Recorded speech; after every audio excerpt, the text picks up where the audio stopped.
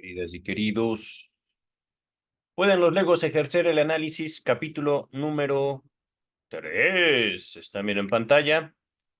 Página 197, 187 del volumen número 20 de la obra del doctor Sigmund Freud. ¿Pueden los Legos ejercer el análisis? Diálogos con un juez imparcial. Al respecto del juez imparcial, sabemos ya para estas alturas del texto que es Freud mismo. Y aquí es, por supuesto, digamos, podríamos llamarlo el engaño, pero también el chiste, también lo curioso del texto. Es un texto Freud criticando a Freud. Ajá. Podría no tener mucho sentido, podría parecer una locura para mucha gente, pero esto es básicamente un análisis. Básicamente, el psicoanálisis no es el psicoanalista psicoeducando a su analizante. El psicoanálisis no es un ejercicio de maestro hacia el analizante. No somos maestros en cuestiones morales, éticas, sociales, amorosas, etcétera.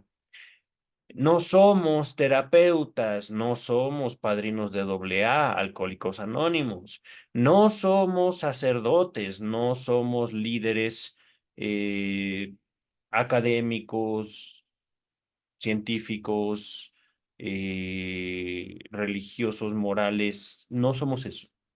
Los psicoanalistas no somos eso.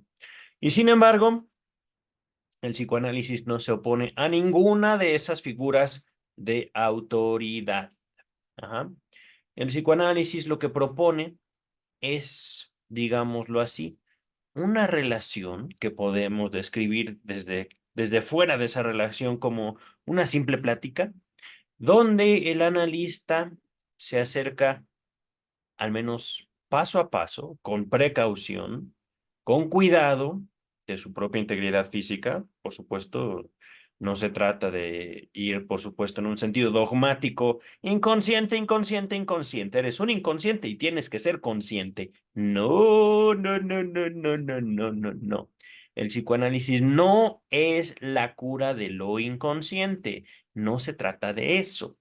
No se trata de patologizar, de llamarnos enfermos porque tuvimos una infancia, llamarnos enfermos porque somos sádicos o masoquistas, llamarnos enfermos porque sentimos, porque somos dependientes de papá, de mamá, del hermano, de la hermana, de la pareja, del hijo, del jefe, del trabajo. No se trata de eso. Es llevar paso a paso a una persona que dé cuenta de su propio deseo, un deseo que lo constituye como un ser humano hablante, un deseo que jamás puede ponerse en la palabra por parte del sujeto que lo gesta. Pero, estoy ahorita buscando una descripción, me entrego al lenguaje de una manera similar a la que hace el doctor Freud en este texto que estamos revisando. Yo frente a mí es, digamos, como la forma en la cual me acerco al texto. El texto me mueve, me conmueve, me evoca mi propia experiencia analítica. El texto me invita a este tipo de reflexiones y, por supuesto, a estas elaboraciones que con todo gusto comparto con ustedes. Ahorita ya sin más preparación o sin más introducción, estos textos que vemos entre comillas, estoy señalando esto como unas comillas, son palabras del juez imparcial, Freud. Y Freud mismo se contesta. Ajá. Freud como juez imparcial y Freud como el médico que está exponiendo el psicoanálisis. Ajá. Dice el juez imparcial. Espero que su intención sea mostrarme cómo puede representarse la génesis de una enfermedad nerviosa, neurosis, a partir de las teorías del psicoanálisis. Aquí recordemos, no solo este texto, sino básicamente todo el psicoanálisis se inserta, nace en un contexto histórico específico, particular, no es el contexto sociopolítico económico que vivimos hoy. No lo es. Viena, Austria, 1926. Ujú.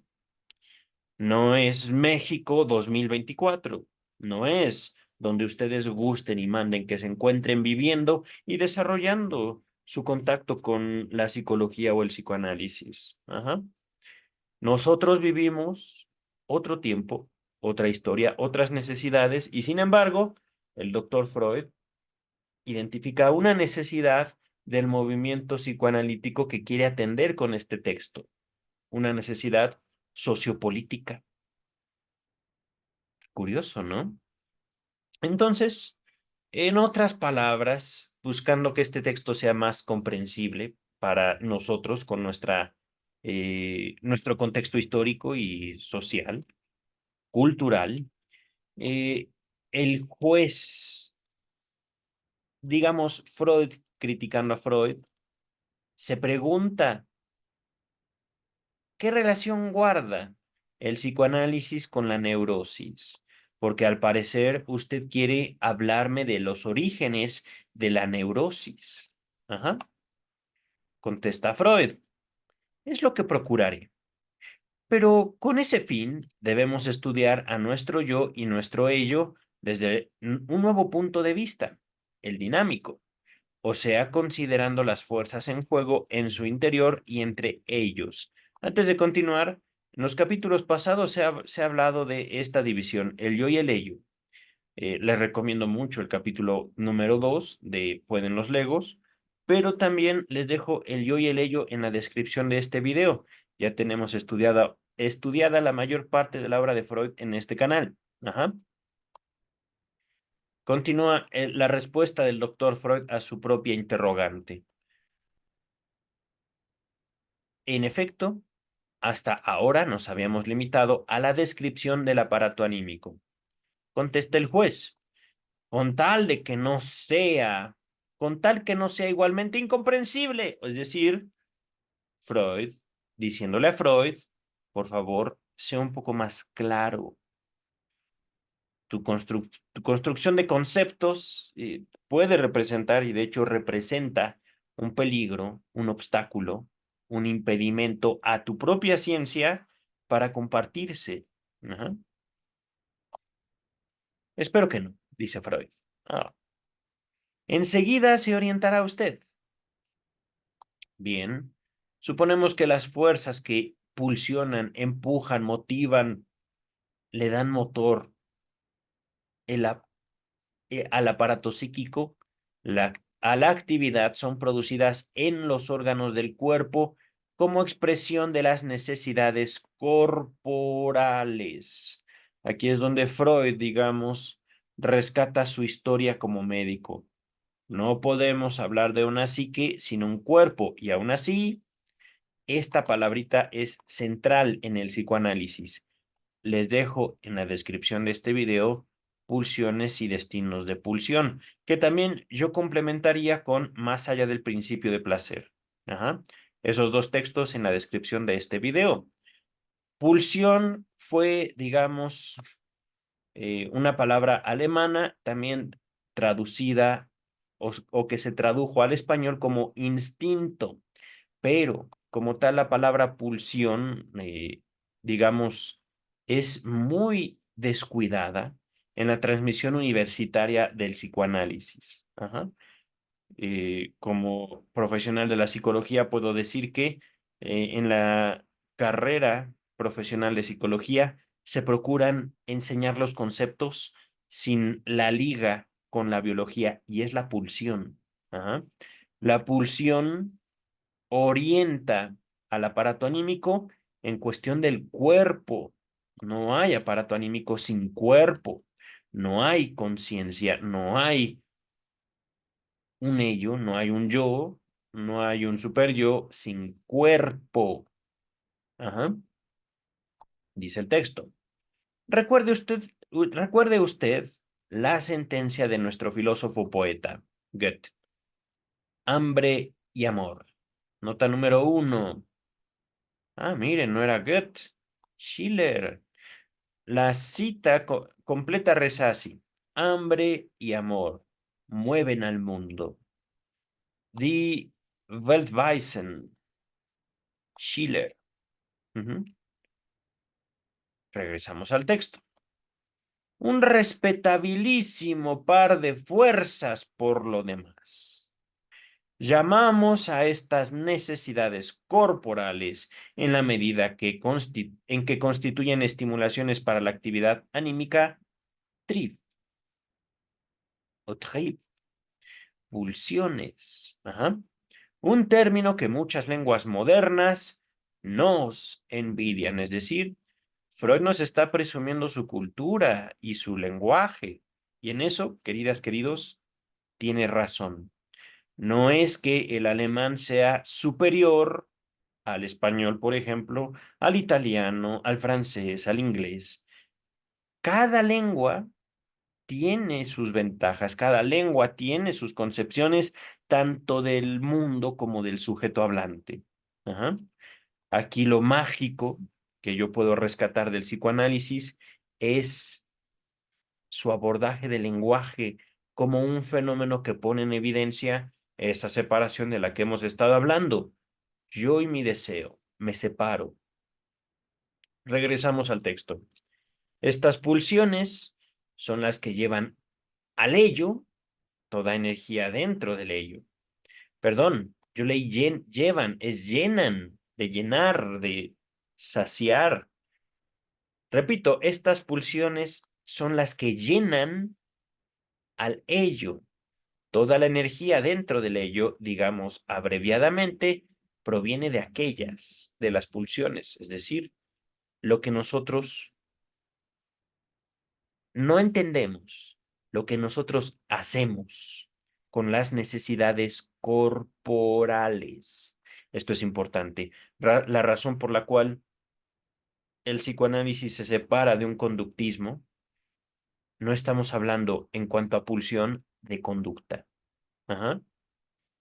No estamos hablando, cuando hablamos de pulsión, de un hecho.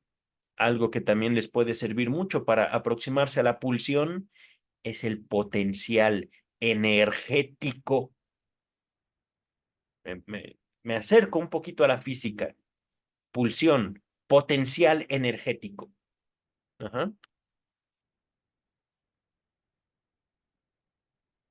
Continuamos.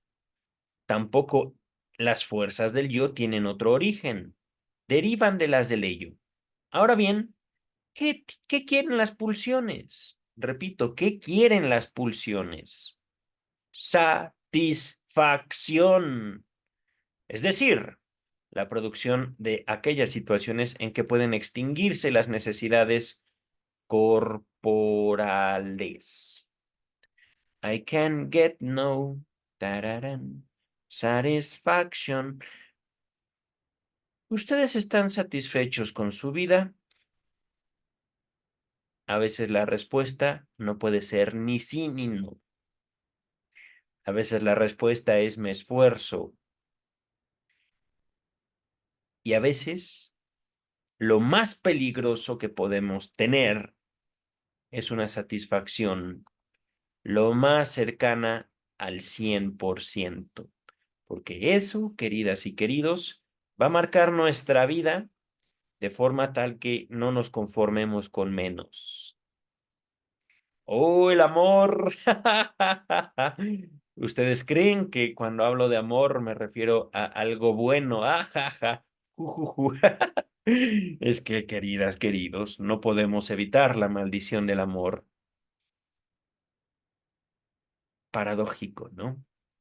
Dice el texto, una rebaja de la tensión de necesidad es sentida por nuestro órgano de conciencia como placentera y su aumento es pronto sentido como displacer. Repito, rebaja de la tensión igual a placer.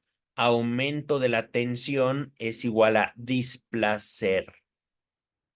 ¿Siempre, doctor Freud? Siempre, seguro. ¿Ustedes qué dicen, queridas y queridos? ¿Toda tensión es displacentera y toda rebaja es placentera? ¿Qué tal un besito? El besito podría no ser una rebaja de tensión. ¿Qué tal una caricia? ¿Qué tal si les hablan al oído? ¿Esa tensión es placentera o displacentera? Depende de quién, ¿no? Depende en qué momento. Supongamos que sea de su pareja. Supongamos que un besito, una caricia, un susurro en el oído, un canto. Y la tensión no necesariamente es displacentera.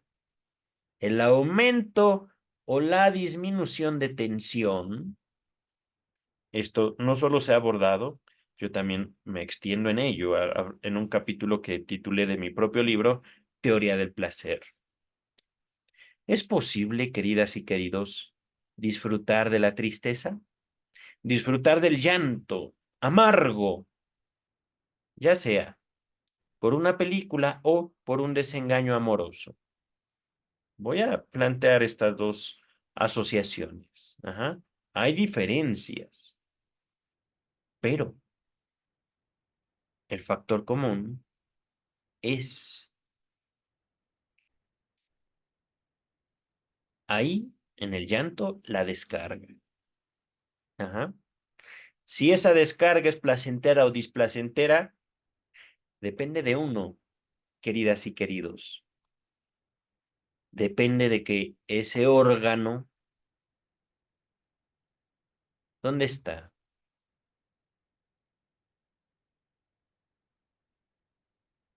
¿Dónde está?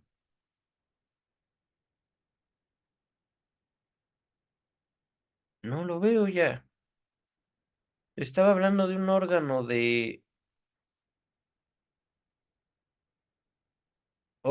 conciencia, aquí está. Órgano de conciencia. ¿Y cuál es ese? ¿El cerebro? Niet.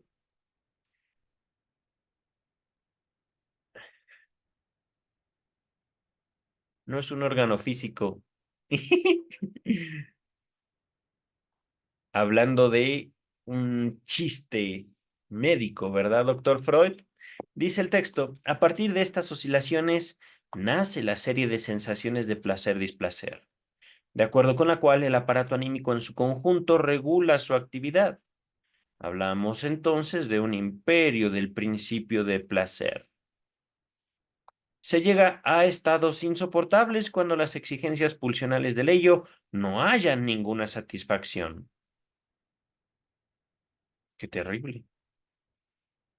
La experiencia muestra rápidamente que estas situaciones de satisfacción solo pueden establecerse con ayuda del mundo externo, o exterior, perdón. Así entra en función el sector del ello vuelto al mundo exterior, el yo, la carita. Recuerden esto del video pasado. El yo es nuestra carita, nuestro meme, nuestro emoji. Eh, Mientras que el ello, uff,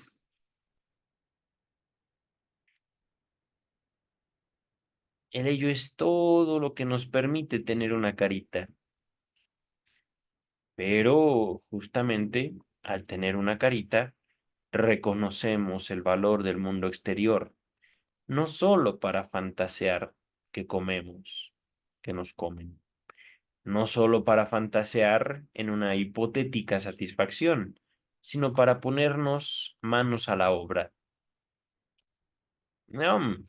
Dice el texto, si toda la fuerza pulsionante que pone en movimiento al barco es suministrada por el yo se encarga, por así decir, del timón, que, de faltar, no permitiría alcanzar ninguna meta. Qué bella ilustración. Las pulsiones dentro del ello esfuerzan una satisfacción inmediata, es decir, demandan una satisfacción inmediata, sin miramiento. Mas de ese modo no consigue nada y aún provocan un sensible daño. Es decir, cuidado con la satisfacción inmediata, queridas y queridos. Cuidadito con alcanzar lo que ustedes quieren, porque entonces serán ustedes quienes tendrán que pagar, no al ello, no al yo, tal vez al super yo, pero al mundo. Dice el texto, es tarea del yo prevenir ese fracaso, mediar entre las exigencias del ello y el veto del mundo exterior real. Ahora bien, el yo despliega su actividad siguiendo dos direcciones. Por un lado, con ayuda de su órgano sensorial, ya no es, ¿cuál era el órgano de conciencia? Ahora es el órgano sensorial, el sistema conciencia. Ah, mira que es lo mismo, doctor Freud. Ok, está usted exponiendo, lo voy a dejar. Con ayuda de su órgano sensorial, el sistema conciencia observa el mundo exterior a fin de acechar el momento favorable para una satisfacción sin daño. Por el otro, influye sobre el ello, frena sus pasiones, entre comillas, mueve a las pulsiones a posponer su satisfacción y hasta, si se lo discierne como necesario, a modificar sus metas o resignarlas, es decir, abandonarlas a cambio de un resarcimiento, es decir, de otra satisfacción o una satisfacción futura. Al domeñar de este modo las mociones del ello, sustituye el principio de placer que antes era el único decisivo, por el llamado principio de realidad, que por cierto persigue la misma meta final, pero toma en consideración las condiciones impuestas por el mundo real, el mundo exterior real. Más tarde, el yo aprende que además de esa adaptación al mundo exterior que acabamos de describir, hay otro camino para asegurar la satisfacción. También es posible intervenir en el mundo exterior alterándolo al mundo exterior y produciendo en él deliberadamente aquellas condiciones que posibiliten la satisfacción. Esta actividad se convierte luego en la operación suprema del yo. Decidir cuándo es más acorde al fin, dominar sus pasiones e inclinarse ante la realidad o tomar partido por ellas, por las pasiones, y ponerse en pie de guerra frente al mundo exterior. He ahí el alfa y el omega de la sabiduría de la vida. Bello, doctor Freud, dice el juez imparcial. Y consiente el ello, es decir, aprueba el ello semejante gobierno por el yo, toda vez que, si le he entendido bien a usted, es el más fuerte de los dos. Buena observación, pero bueno, es ese juez es un genio. Ese juez imparcial. Dice Freud, contesta, sí, en eso anda bien cuando el yo posee su íntegra organización y capacidad de rendimiento. Tiene acceso a todas las partes del ello y puede ejercer su influjo sobre ellas. En efecto, no hay una enemistad natural entre el yo y el ello, que se copertenecen y en el caso de la persona sana, prácticamente no se separan entre sí. Miren, esto me gustó. Aquí Freud hace una propuesta de una persona sana, aquella que le hace caso a sus pasiones, aquella que no se cancela a ella misma, aquella persona que dice, sí, como me gustaría matar a mi papá. Lo dice, no lo hace, por favor, cuidado. Aquella persona que dice, sí, la compañía de trabajo está lindísima. Y un día de estos al menos le voy a invitar un café. Al menos. Ya veremos qué pasa, queridas y queridos. Dice el texto, responde el juez imparcial.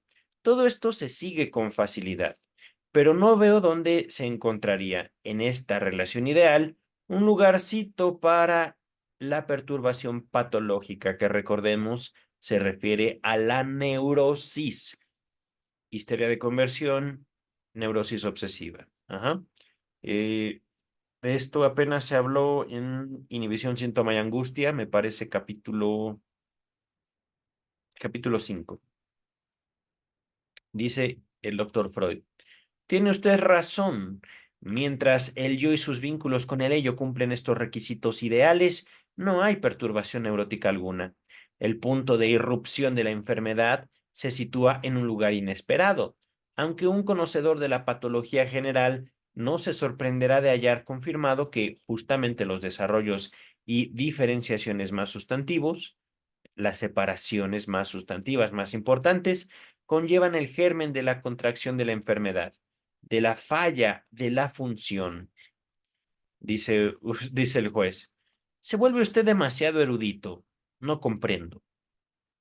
Debo hacer una pequeña digresión, dice Freud, para explicarse mejor. ¿No es verdad que el pequeño ser vivo es una pobre e impotente cosa frente al mundo exterior avasallador, desbordante de influencias destructivas? Aquí con pequeño ser vivo, al parecer se está refiriendo a un bebé humano, al parecer. Un ser primitivo, dice, que no haya desarrollado una suficiente organización yoica, está expuesto a todos esos traumas, entre comillas. Vive la satisfacción, entre comillas, ciega de sus deseos pulsionales y con harta frecuencia zozobra, es decir, padece, sufre a partir de ella o a raíz de ella. No pienso pronunciar esto, queridas, queridos. Si ustedes gustan, pueden buscarlo. No creo que sea tan importante para el texto, ¿vale? Dice el texto, la diferenciación de un yo, es decir, la separación de un yo, la creación de un yo, es sobre todo un paso hacia la conservación de la vida. Ajá, es verdad. Es verdad que del sepultamiento no se puede extraer enseñanzas, pero si uno ha subsistido con felicidad a un trauma, se pone en guardia ante la proximidad de situaciones parecidas y señala el peligro mediante una repetición abreviada de las impresiones vivenciadas a raíz del trauma, mediante un afecto de angustia. Y entonces esa reacción ante la percepción del peligro introduce el intento de huida, de efecto salvador hasta el momento en que uno haya adquirido la fuerza suficiente para enfrentar esos peligros, para enfrentar eso peligroso del mundo exterior de manera más activa, quizás hasta por medio de una agresión. Contesta el juez. Todo esto está muy alejado de lo que usted había prometido. Dice Freud, ¿no sospecha usted cuán cerca estoy de cumplir mi promesa? También los seres vivos que luego tendrán una organización yoica capaz de rendimiento, ese yo es al comienzo, en los años de la infancia, endeble y poco diferenciado del ello. Ahora trate usted de representarse lo que acontecerá si este yo falto de poder vivencia una exigencia, una demanda pulsional proveniente del ello, a la que querría contrariar desde luego porque colige que su satisfacción es peligrosa. Provocaría una situación traumática, como que papá, mamá se enojen con nosotros. Ajá. Un choque con el mundo exterior que no podrá gobernar porque aún no posee la fuerza para eso. El yo trata entonces el peligro pulsional como si fuese un peligro externo, emprende un intento de huida, se retira desde ese sector del ello y lo deja librado a su destino, luego de rehusarle todas las contribuciones que de ordinario presta a las mociones pulsionales. Decimos que el yo emprende una represión o esfuerzo de desalojo de estas mociones pulsionales. Así se consigue defenderse del peligro por el momento, pero no se confunde impunemente el adentro con el afuera. No es posible huir de sí mismo. En la represión, el yo obedece al principio de placer, que de ordinario suele corregir. Debe soportar los consecuentes perjuicios. Debe soportar las consecuencias. Ajá. Estos consisten en que el yo ha limitado duraderamente su campo de poder. La moción pulsional reprimida queda ahora aislada, librada a sí misma, inaccesible, pero también ininfluible. Esto es oro puro, queridas y queridos. No solo se está hablando del ello, estamos hablando de el potencial energético, pero vivo en sí mismo, por sí mismo. En la psiquiatría y la psicología moderna se tiene, por ejemplo, el concepto de pensamiento intrusivo. Yo no sé por qué, pero ese pensamiento viene a mí. Es verdad, yo lo gesto, se me ocurrió a mí, pero viene solito y me molesta. un pensamiento. Ahí lo tienen. Explicado energéticamente. Y también se señala el origen del pensamiento intrusivo, el esfuerzo de separarnos de un deseo. Dice el texto, aquí me quedé, marcha por su propio camino. Las más de las veces, ni siquiera más tarde, ya fortalecido puede el yo cancelar la represión. Su síntesis, su apropiación, está perturbada. Una parte del ello queda como terreno prohibido para el yo. Empero, la moción pulsional aislada no permanece ociosa. A cambio de la satisfacción normal que se le ha denegado, sabe resarcirse, sabe repararse, sabe conquistar porciones de nuestra vida. Produce retoños psíquicos que la subrogan, la sustituyen. Se enlaza con otros procesos que, por así decir, arranca al yo mediante su influjo. Y por último, irrumpe en el yo y hacia la conciencia con una formación sustitutiva desfigurada hasta volverse irreconocible. Y ahí crea lo que se llama un síntoma. De golpe vemos frente a nosotros el cuadro de situación de una perturbación neurótica. Un yo inhibido en su síntesis que no posee influencia alguna sobre partes del ello, que se ve forzado a renunciar a muchas de sus actividades a fin de evitar un nuevo choque con lo reprimido, que se agota en acciones defensivas, inútiles las más de las veces, contra los síntomas, los retoños de las mociones reprimidas. Repito, los síntomas son los retoños de las mociones reprimidas y un ello en que ciertas pulsiones han cobrado autonomía. Persiguen sus metas sin miramiento por los intereses de la persona global y solo obedecen a las leyes de la psicología primitiva que impera en las profundidades del ello. Si abarcamos panorámicamente la situación entera, obtenemos una fórmula simple para la génesis de la neurosis, para el origen de la neurosis. El yo ha hecho el intento de sofocar de manera inapropiada ciertos sectores del ello. Ha fracasado y el ello se ha tomado su venganza. Oh, sí. La neurosis es entonces la consecuencia de un conflicto entre el yo y el ello.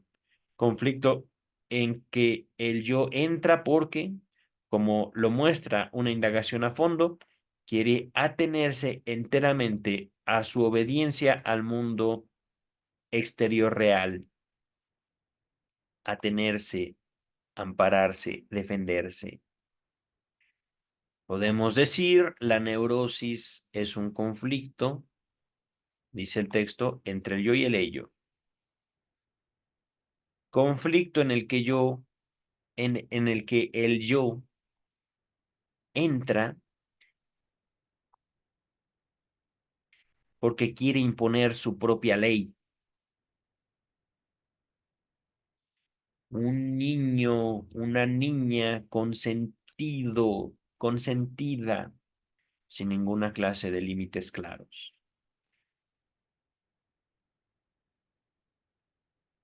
No hablando de un transedad, esos ya son otras cosas. Estoy hablando aquí de una neurosis como un rastro de la infancia en un individuo adulto. Ajá. Dice el texto. La oposición corre entre el mundo exterior y el ello, y el yo entra en conflicto con su ello porque, fiel a su esencia más íntima, toma partido por el mundo exterior. Empero, repare usted en que no es el hecho de este conflicto el que crea la condición de la enfermedad, puesto que tales oposiciones entre realidad y ello son inevitables, y una de las tareas permanentes del yo es mediar en ellas, sino la circunstancia de que el yo se ha servido del recurso insuficiente de la represión para zanjar el conflicto, es decir, el yo se niega a sí mismo. El yo niega siendo una parte del ello que está en contacto con el mundo. Voy a ponerlo así también. El ello se niega a sí mismo. Ajá. Ahora bien, a su vez esto se debe a que el yo no estaba desarrollado y era impotente en la época en que se planteó la tarea. En efecto, todas las represiones decisivas ocurren en la primera infancia, contesta el juez imparcial. ¡Qué asombroso camino! Sigo su consejo de no criticar, puesto que usted solo quiere mostrarme lo que el psicoanálisis cree acerca de la génesis de las neurosis para anudar a ello la exposición de lo que hace para combatirlas. Tendría muchas preguntas que hacerle y más tarde le presentaré alguna. Pero ahora mismo siento la tentación de seguir edificando sobre la base de sus propios argumentos y hasta ensayar una teoría. Usted desarrolló la relación del mundo exterior. Usted desarrolló la relación mundo exterior yo-ello y estableció como condición de la neurosis que el yo combata al ello en su vasallaje o en su servidumbre frente al mundo exterior. ¿No es concebible también el otro caso? A saber, que en un conflicto semejante el yo se deje arrastrar por el ello y desmienta su miramiento por el mundo exterior. ¿Qué ocurre en un caso así? De acuerdo con las representaciones que en mi condición del ego me formo acerca de la naturaleza de una enfermedad mental, esa decisión del yo podría ser la condición de esta última. Es que un extrañamiento así respecto de la realidad efectiva parece lo esencial de la enfermedad mental. Dice Freud, sí, yo mismo lo he pensado, y aún lo considero acertado, aunque la demostración de esa conjetura exigiría un examen de constelaciones muy complejas. Antes de continuar, nota número 2. Veas el texto Psicosis y Neurosis, se los dejo en la descripción. Mm, sí, estaba pensando en la fecha, 1924. Ya lo leímos. Continúa el texto, el doctor Freud.